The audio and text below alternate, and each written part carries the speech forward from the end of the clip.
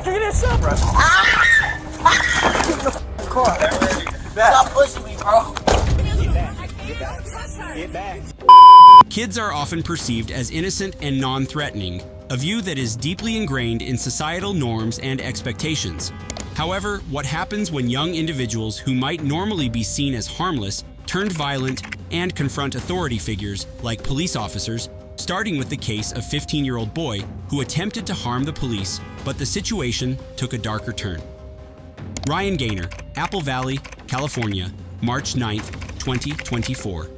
A tragic and unsettling incident unfolded in Apple Valley, California, involving a 15-year-old boy named Ryan Gaynor who had autism. The series of events began when deputies were summoned to a distressing situation via a 911 call, which reported that Ryan was assaulting family members and causing damage to property. The emergency response team arrived at the scene just before 5 p.m., encountering a tense and volatile situation. Ryan, who was visibly agitated, was wielding a sharp gardening tool. The deputies, upon their arrival, found themselves in a rapidly escalating confrontation with the teen. The initial interaction between the deputies and Ryan quickly deteriorated as the officers attempted to manage the situation. Despite commands for Ryan to retreat, the situation became more dire when the deputies perceived an immediate threat. Ryan, who was visibly agitated, was wielding a sharp gardening tool. The deputies, upon their arrival, found themselves in a rapidly escalating confrontation with the teen. The initial interaction between the deputies and Ryan quickly deteriorated as the officers attempted to manage the situation. Despite commands for Ryan to retreat, the situation became more dire when the deputies perceived an immediate threat. In the chaos, the deputies, clearly agitated and distressed, warned bystanders to stay back. As one of the deputies fired upon Ryan, the urgency in their voices, "Get back, get back. You're getting shot," reflected the high-stress nature of the moment. Where's he at? Hey, get back! Get back! You're gonna... The shooting elicited a frantic response from the family and bystanders who were horrified by the unfolding violence. Following the shooting, the deputies' focus seemed to shift predominantly towards controlling the crowd and ensuring the family remained at a safe distance. Rather than providing immediate medical attention to Ryan, the delay in administering aid became apparent as the first two deputies on the scene prioritized securing the area over treating the injured boy. It was only with the arrival of a third deputy that emergency medical treatment was administered. Although the delay had already compromised Ryan's chances of survival, Ryan was subsequently transported to a local hospital by ambulance. But despite medical efforts, he succumbed to his injuries. Coming from the school bus usually on a daily basis, he walked by the front of my house and I'll wave. He usually waves back. The family of Ryan Gaynor filed a wrongful death claim against San Bernardino County, alleging that the deputies used excessive force and were negligent in their response. They argue that the deputies should have been aware of Ryan's autism, especially given that they had previously responded to the home on 5 separate occasions without any issues. But wait for this next case where a mom calls police on her 15-year-old son for attacking his siblings. Adrian, August 31st, 2022.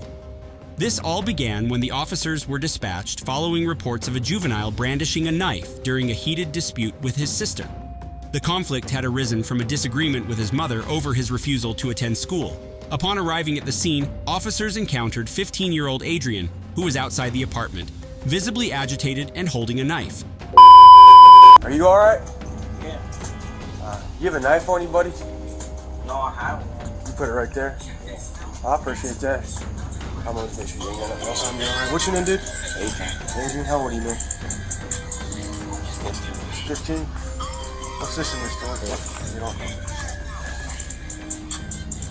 You know it's protruding through your damn pants, right? Cut your pants on. Yeah, any other weapons on you, homie? You said you're 15? Yes. Is your mom hurt? No, my sister is, because she pushed me. She tried to drag me out the house and she pushed me because I didn't want to go to school because I had a headache. And yesterday, I put my head down in school and then the teacher started making a problem out of nothing. And then that's when she tried to pull me out the house. I pushed her. She ran up to me and saw I punched her twice. Your sister? My sister, yeah. She's hurting there? Her nose is bleeding, so I'm pretty sure she's fine now. Alright. Then my little brother, my mom, and my sister started Jumping your sister? jumping me. Jumping you? Then I slapped my little brother with a pillow. How was he? Shoot, why you do that? Because he was grabbing knives and trying to stab me. And Alright, so walk me again through just what happened in the beginning. Yeah. As the officers approached, they engaged Adrian in a conversation to assess the situation. The interaction revealed that Adrian had been involved in a series of escalating conflicts with his family. Adrian explained that his refusal to go to school was due to a severe headache, which led to a confrontation with his mother. This in turn led to a physical altercation with his sister, who attempted to pull him out of the house. We got to make sure, obviously, that we're here, that nobody's hurt other than your sister's nose, right? But anyway, so you don't want to go to school, I got a headache, yo. You said truancy, then what? then she tried to pull me out the house, and that's when I punched her twice. Who, your mom or your sister? Sister. Why your sister tried to pull you out the house, though? Because she was trying to put me out the house. How old is she? 16, 17. Well, she got to go to the same school as you do today? Where she go to school? She goes to school next week. She starts next week. Yeah, you guys go to different school? Oh, okay, gotcha. Alright, so then she punches you, or you punch her, like she's pulling you out of the house? Yeah, I pushed her, and then she ran up towards me with her fist out. So you what, that, and you punched her in the nose? Alright, so walk me through what's up with your little 9-year-old brother, how'd that happen then? Because he was like, you're not about to hit my sister, you're not about to do that. And then he grabbed the knife. This knife? No, not that knife. He grabbed like a cake knife. And then charged at me and slapped him with a pillow. Slapped him, okay. Is he hurt? Have you ever been in like any kind of trouble before? Any kind of trouble, yeah. Yeah, like Dan Street, did you have to go? Yeah. What for? A lot of stuff. For real? That's what she's trying to do. She's trying to send me back there. Are you on probation? No. What did you have to go there for? Like, what'd you get charged with? Charges? I don't know. You don't remember? I was like custody stuff. Oh, that's not, Charges. that's not like trouble, you know what I I was mean? in the jail up there. Cleveland, damn. Alright, did you, so you had this, did you threaten your mom with this, or anybody else? Just be straight, if you did, it is what it is, but... Alright, do you, take medicine for anything, man? You get, like, you know what I'm saying, like depression or anything like that? I get depression because of my mom. But do you get treated for it? Do you see a doctor for it? So, I mean, I'm not, this is coming from a guy who, like, trusts or wants the best for you. Like, you understand, like, this reaction to your life problems, you could benefit. You may be depressed. You ever thought about, like, maybe going down and talking to a doctor about it? Because, you know what I mean? Like, this is not a normal reaction to stress. You know what I mean? Because life is going to throw you, you know, messed up situations and stressful situations. And so you're not on probation or anything like that, too, right?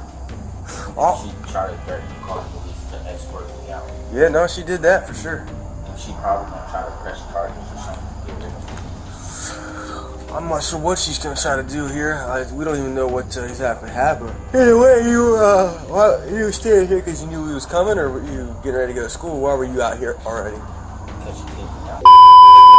Brian admitted to punching his sister twice in the face when she tried to remove him. Additionally, he described an incident where he struck his younger brother with a pillow after the brother had grabbed a knife and attempted to confront him. The officers questioned Adrian about the situation, trying to piece together the sequence of events. Adrian's account detailed a chaotic morning where his sister's attempts to drag him out of the house led to further violence. He mentioned that his sister had been injured, though he claims she was fine after the incident. The officers, while attempting to manage the situation, focused on ensuring no one else was harmed and that the knife was safely set aside. Despite Adrian's apparent cooperation, the situation quickly escalated. His mother, distressed by the ongoing confrontation, intervened in an attempt to stop the officers from restraining her son.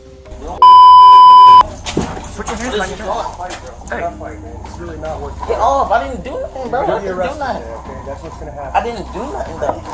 I didn't do nothing. Come on, bro. Come on, bro. I didn't even do nothing, bro. Get off of me, for real! Get off of me! Get off of me!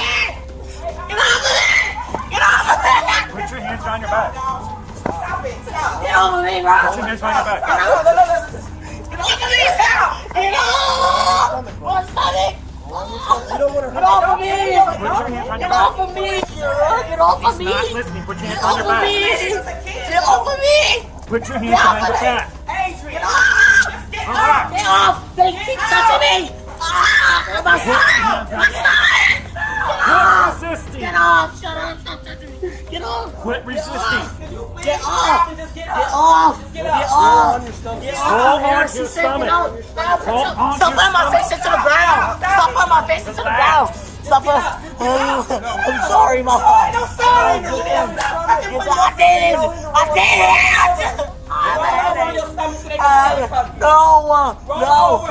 No. Because I had a headache, Mom. I had a headache. You're supposed to be in school. Stop. Okay, no, stop. They're putting my face into the ground. They're putting my face into right now. But turn around. Stop putting my face into the ground. Turn around. Oh, Mom. Come back. Come back. Whoa, buddy. Come back. Whoa, buddy. The police response grew increasingly forceful as Adrian resisted their attempts to place him under arrest. The confrontation became heated, with Adrian expressing his frustration and refusing to comply with the officers' commands. During the arrest, the officers struggled to restrain Adrian, who continued to resist despite their efforts to subdue him. The officers were eventually able to secure Adrian, but not before the situation had further deteriorated. Next, let's go. Please, before other officers come here, please. Please. Please, be affordable, please. Mom, take my phone. Please. I can't. There you go. Hang on, Mom, take my phone. Sorry. Maybe that phone on this part. Throughout the struggle, there were significant concerns about the officers' methods and the appropriateness of their response. In the aftermath, the situation continued to unravel as Adrian's mother was involved in a separate dispute with the officers. She expressed her frustration with their handling of the situation, accusing them of excessive force and unprofessional behavior. She claimed that the officers had gouged her son's eyes during the arrest, a serious allegation that added another layer of complexity to the case. Adrian was charged with domestic violence and resisting arrest, and his mother faced charges related to her interference with the arrest, while Adrian was charged with offenses directly related to the incidents that led to the police intervention. If you thought that was bad, this is because you didn't know about this next case where 4 teenagers attacked on cops. 4 teenagers, Hot Springs, Arkansas, 2023. The incident began when an officer observed a teenage girl littering by tossing a beverage can into the street. This minor infraction, which might have otherwise led to a routine warning or citation, rapidly devolved into a chaotic and violent situation.